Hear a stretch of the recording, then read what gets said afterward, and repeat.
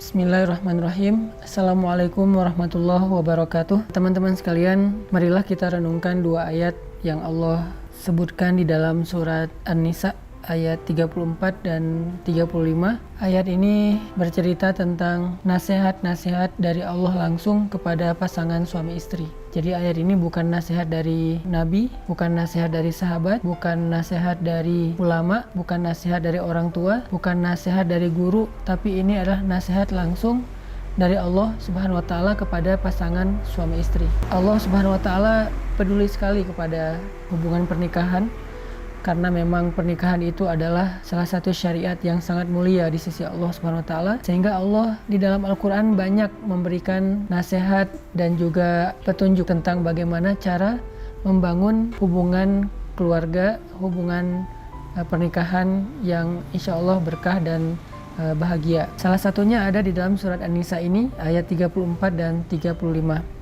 Di mana Allah Subhanahu wa taala berfirman, A'udzu billahi minasy syaithanir rajim. Bismillahirrahmanirrahim. Ar-rijalu qawwamuna 'alan nisa'i bima faddalallahu ba'dahum 'ala ba'd وبما أنفقوا من أموالهم فالصالحات قانتات حافظات للغيب بما حفظ الله واللاتي تخافون نشوزهن فعظوهن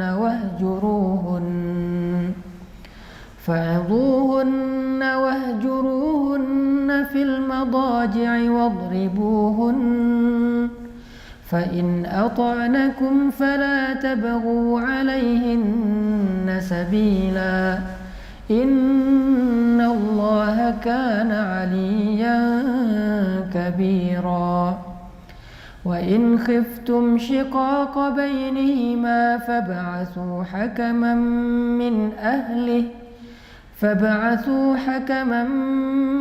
أهله وحكما من أهلها إن يريدا إصلاحا يوفق الله بينهما إن الله كان عليما خبيرا. Laki-laki atau suami adalah pelindung bagi perempuan atau istri, karena Allah telah memberikan kelebihan sebagian mereka, yaitu laki-laki, atas sebagian yang lain, yaitu perempuan.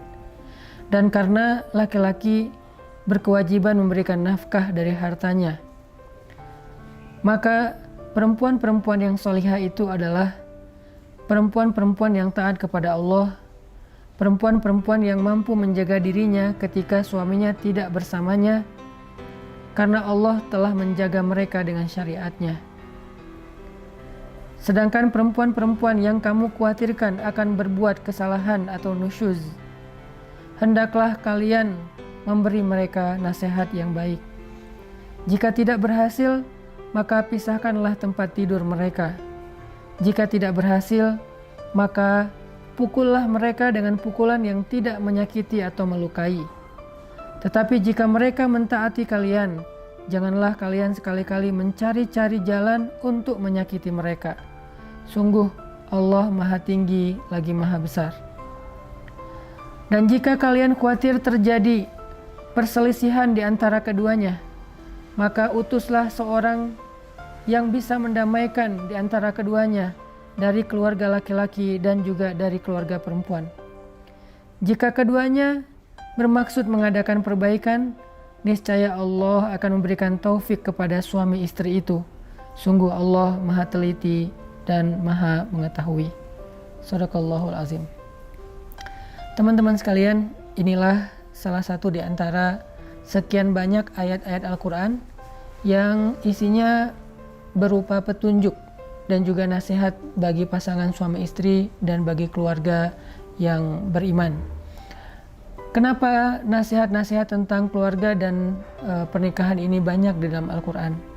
Karena memang pernikahan adalah salah satu di antara ibadah yang pahalanya luar biasa. Bahkan pahala ibadah pernikahan ini tidak berhenti dengan durasi waktu yang seperti sholat hanya dilakukan sekitar 10 menit, atau ibadah puasa yang dilakukan hanya selama 1 bulan, atau ibadah haji yang dilakukan hanya selama beberapa hari, hanya dengan ritual tawaf, sa'i, wukuf, dan seterusnya.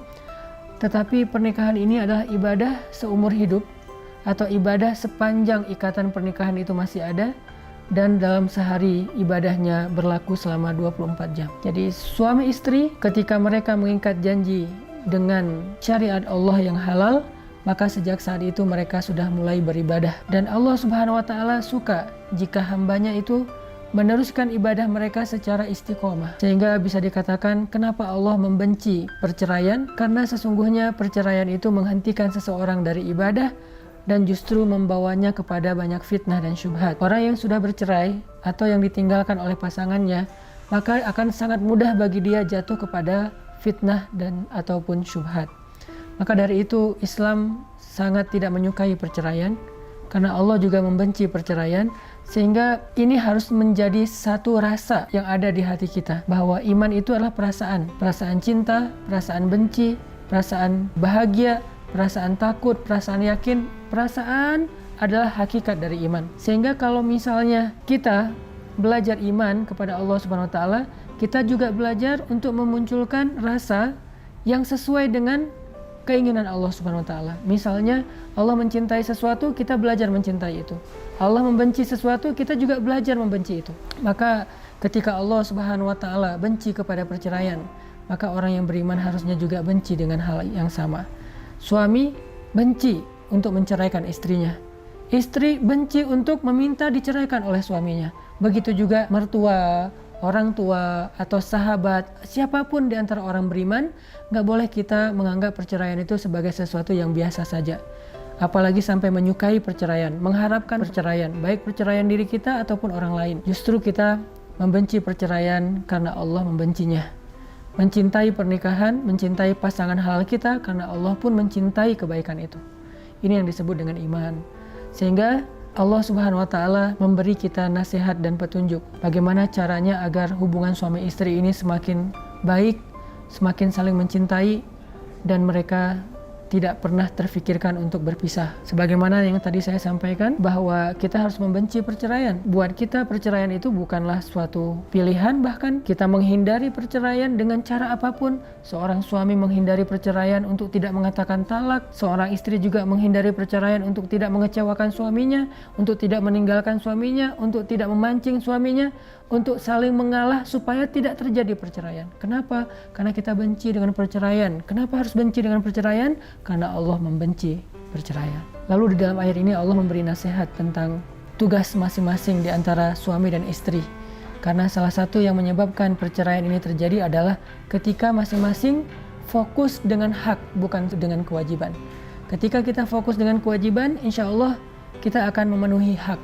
Tapi jika kita fokus dengan hak, biasanya kita tidak akan memenuhi kewajiban. Suami yang fokus dengan kewajibannya terhadap istri, maka dia akan memenuhi hak istri. Istri yang fokus dengan kewajibannya terhadap suami, maka dia akan memenuhi hak suami. Itu dikenal dengan istilah wafa dalam Islam. Makanya di dalam ayat ini Allah menasihati suami dan istri sekaligus supaya mereka sama-sama fokus, supaya mereka sama-sama berusaha untuk memenuhi kewajiban mereka agar mereka bisa menyempurnakan hak pasangan mereka. Yang pertama Allah katakan ar-rijalu qawwamuna 'alan nisa. Tugas ataupun kewajiban laki-laki. Kewajiban laki-laki itu adalah qawwamun, meluruskan. Maka ketika Allah katakan laki-laki adalah yang meluruskan perempuan, maka di sini Allah Subhanahu wa Ta'ala memberi nasihat kepada suami agar mereka menjaga kewajiban mereka. Tugas utama mereka adalah meluruskan istrinya. Arti meluruskan istrinya, Allah Subhanahu wa Ta'ala berfirman di dalam surat At-Tahrim, ya ayyuhalladzina amanu qu anfusakum wa ahlikum nara.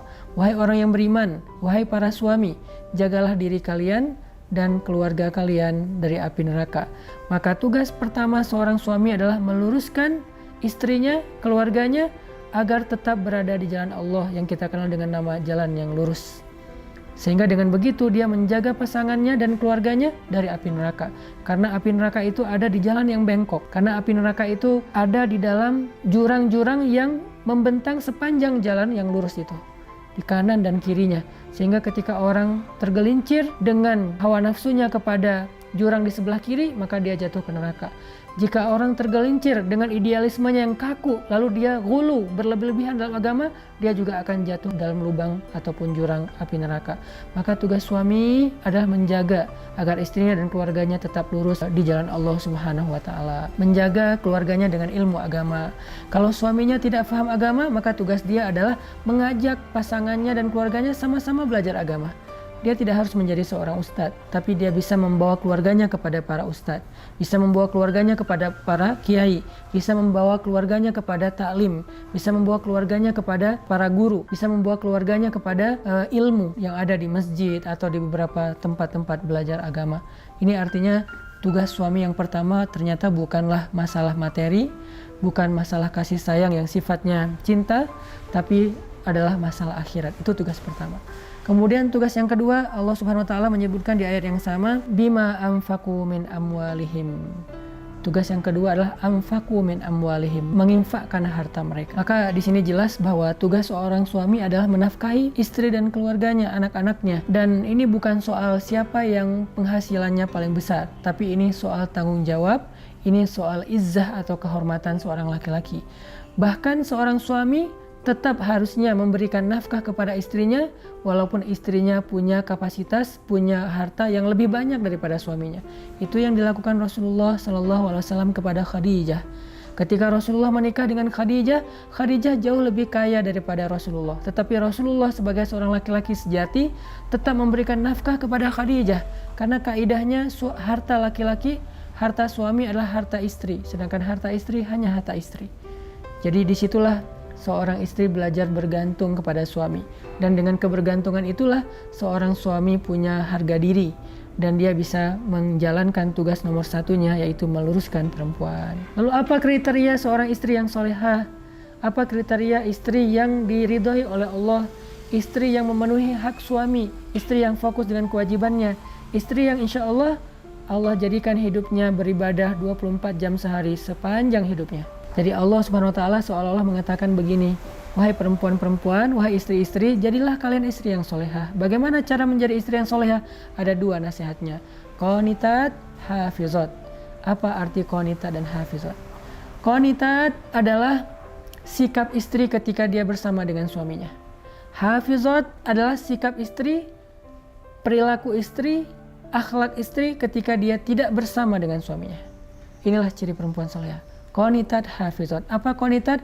Dia seorang istri yang ketika bersama dengan suaminya, dia istri yang sangat menyenangkan. Kata Nabi, perempuan solehah itu kalau dipandang oleh suaminya menyenangkan. Ekspresi wajahnya menyenangkan, ucapan lemah lembutnya menyenangkan, kemudian kemesraannya menyenangkan, kemudian ketaatannya kepada suami ketika suaminya menasihati dia menyenangkan suami, tidak pernah membuat suaminya marah, tidak pernah membuat suaminya sedih. Ini adalah qanitat, seorang perempuan yang solehah ketika dia bersama dengan suaminya. Kemudian yang kedua, hafizat. Hafizat artinya solehah ketika dia tidak bersama dengan suaminya. Kapan? Ketika suaminya pergi dan dia di rumah menjaga dirinya, tidak mengkhianati suaminya. Atau ketika dia keluar rumah sendiri, bagaimana cara dia berpakaian, bagaimana cara dia bergaul, bagaimana cara dia menjaga dirinya, batasan-batasannya sebagai muslimah walaupun dia bekerja, karena tidak masalah muslimah bekerja selama dia mampu menjaga batasan. Termasuk hafizat, perempuan yang mampu menjaga dirinya di sosial media, karena mungkin suaminya tidak selalu bisa memantau dia. Ketika dia japrian sama laki-laki lain, ketika dia satu grup sama orang lain, ketika dia di akun-akun sosial media dengan orang lain, ada yang DM, ada yang komen, posting, live streaming, dan seterusnya, dia mampu menjaga dirinya meskipun tidak ada suami di sebelahnya. Ketika dia mengetik teks yang dikirimkan kepada orang lain, laki-laki, seolah-olah ada suami di sebelahnya. Seolah-olah suaminya melihat apa yang dia tuliskan. Dia memperhatikan emotikon yang dia pakai, dan seterusnya. Inilah istri yang solehah, yang mampu menjaga dirinya ketika dia tidak sedang bersama dengan suaminya. Lalu setelah Allah memberikan nasihat kepada suami dan istri, Allah kemudian mengambil beberapa contoh konflik yang terjadi. Salah satunya adalah ketika istri tidak lagi patuh kepada suami. Apa tugas suami?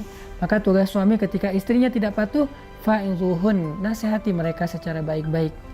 Menasihati secara baik-baik itu artinya bukan memarahi, bukan menjudge, tetapi mencari bahasa yang membuat istri merasa nyaman dengan nasihatnya. Atau bisa juga memberi nasihat secara tidak langsung. Mungkin mengajak dia ke taklim supaya dia bisa mendengar nasihat yang dia inginkan dari seorang ulama dan seterusnya. Atau dia juga bisa mencari materi di YouTube atau mencari materi di sosial media yang kemudian dia perdengarkan kepada istrinya. Ini artinya kalau kita ngerasa kurang kapasitas agama, kita bisa menasihati istri kita melalui perantaraan ulama atau orang yang lebih mengerti agama. Kalau ternyata nasihat-nasihat ini tidak berhasil, tidak merubah dia sekian lama, bukan sehari 2 hari pastinya, tapi butuh waktu, ternyata tidak berubah, bahkan dia menolak nasihat ini, wahjuruhun, maka step berikutnya adalah pisah tempat tidur. Bagaimana teknisnya pisah tempat tidur? Istri tetap tidur di kamar, suaminya yang keluar. Jadi bukan istrinya yang di sofa, suaminya di kamar, tapi suaminya di sofa, istrinya di kamar. Kalau ternyata ini juga belum berhasil, bahwa istrinya tidak ngaruh pindah tempat tidur juga, dia makin nyaman tidur sendiri misalnya, maka wadribuhun, pukullah istrimu dengan pukulan yang tidak melukai dan menyakiti. Maksudnya gimana? Ini memang ada syariatnya, tetapi Nabi tidak pernah melakukannya. Ini syariat, tetapi sahabat hampir tidak ada yang melakukannya. Kenapa? Ini kondisinya sangat-sangat khusus. Memang kadang ada istri yang memang melakukan pelanggaran yang mungkin sudah terlalu kelewat batas dan memang harus ditegasi oleh suaminya. Tapi itu pun tidak boleh menyakiti dan melukai. Kalau pernah dipraktekkan oleh seorang ulama itu adalah pukulan di bagian pahanya atau di bagian lengannya, dengan pukulan yang hanya bukan pukulan, lebih tepatnya mungkin hanya sekedar diingatkan gitu dengan satu sentuhan. Kamu jangan begitu, aku tidak suka kalau kamu begini dan seterusnya, dengarkan nasihat aku. Dan ini sama sekali bukan pukulan, cuman bahasanya saja pukulan. Tapi ada keterangan di dalam hadis yang tidak menyakiti, melukai, tidak boleh di wajah, tidak boleh di perut, tidak boleh di bagian-bagian yang bisa membahayakan dia. Tapi kalau istrinya taat, arti taat di sini mendengar nasihat suami, menyenangkan suami. Kalau dia sesekali salah, itu hal yang manusiawi. Yang dimaksud dengan kesalahan yang harus ditegasi di sini itu kesalahan yang bahkan secara syariat itu fatal, dosa besar misalnya. Tapi kalau hanya lupa, mungkin istri lagi baper karena dia lagi datang periodenya, maka ini masih dalam kategori taat karena itu manusiawi, masih wajar. Maka kalau dia taat, janganlah kalian wahai suami-suami mencari-cari cara untuk menyusahkan mereka, menjudge mereka, menuduh mereka dengan tuduhan macam-macam, apalagi sampai mengancam untuk menceraikan mereka. Ini nggak boleh, ini dosa besar bagi seorang suami. Lalu ditutup dengan nasihat lain, kalau juga ternyata kalian tidak bisa menyelesaikannya sendiri, maka datangkanlah seorang hakim. Hakim di sini bisa perwakilan masing-masing keluarga, suami istri, bisa juga orang bijak di luar mereka, untuk bisa mengislah. Islah itu mendamaikan. Maka mendamaikan di antara suami istri salah satu di antara tugas mulia. Jadi kalau suami ini punya sahabat, istri ini punya sahabat atau keluarga yang bisa menjadi juru damai, maka orang yang mendamaikan ini mendapatkan pahala yang sangat besar di sisi Allah Subhanahu wa taala. Inilah di antara nasihat-nasihat Al-Qur'an tentang bagaimana menjadi pasangan yang diridhoi Allah, bagaimana menjadi suami yang beribadah 24 jam sehari, istri yang beribadah 24 jam sehari, yang dijanjikan surga oleh Allah, bagaimana menjaga hubungan pernikahan sampai akhir hayat, tentang betapa Allah tuh benci dengan perceraian, sehingga kita juga belajar membenci perceraian. Nggak boleh mengharapkan perceraian, baik perceraian kita atau orang lain, nggak boleh. Tapi kita harus benci dengan perceraian. Itu ibadah, membenci ibadah, tapi membenci yang Allah benci. Mencintai ibadah, mencintai apa yang Allah cintai, dan seterusnya. Dan juga nasihat tentang bagaimana menjaga hubungan rumah tangga ketika dia terancam dengan perceraian ataupun konflik, termasuk bahkan melibatkan orang di luar circle rumah tangga kita yang bisa menjadi penengah untuk mengislah demi menjaga hubungan pernikahan. Mudah-mudahan ini jadi motivasi booster buat pasangan-pasangan muda yang mungkin awal-awal menikah itu masih emosional, masih tahapan beradaptasi, dan itu hal yang wajar semua orang mengalami. Jangankan kita, orang yang lebih soleh dari kita pun, Nabi dan para sahabat juga pernah mengalami dinamika keluarga yang kadang-kadang pasang dan surut. Itu hal yang sangat biasa. Jangan langsung kita berputus asa dan menyimpulkan bahwa sepertinya kita tidak cocok, sepertinya saya salah pilih, atau saya menyesal atau apapun. Enggak, ini nih kita akan mengalami hal yang sama dengan siapapun. Kalau kita berpikir ini salah pilih, nanti kita mencari yang lain, apakah kita akan terhindar dari masalah ini? Bahkan mungkin lebih parah. Makanya ya Allah udah titipkan dalam hidup kita, itu adalah amanah, maka jadikanlah diri kita sebagai orang yang bisa menunaikan amanah dan ikhlas beribadah lewat pernikahan. Barakallahu fiik. Assalamualaikum warahmatullahi wabarakatuh.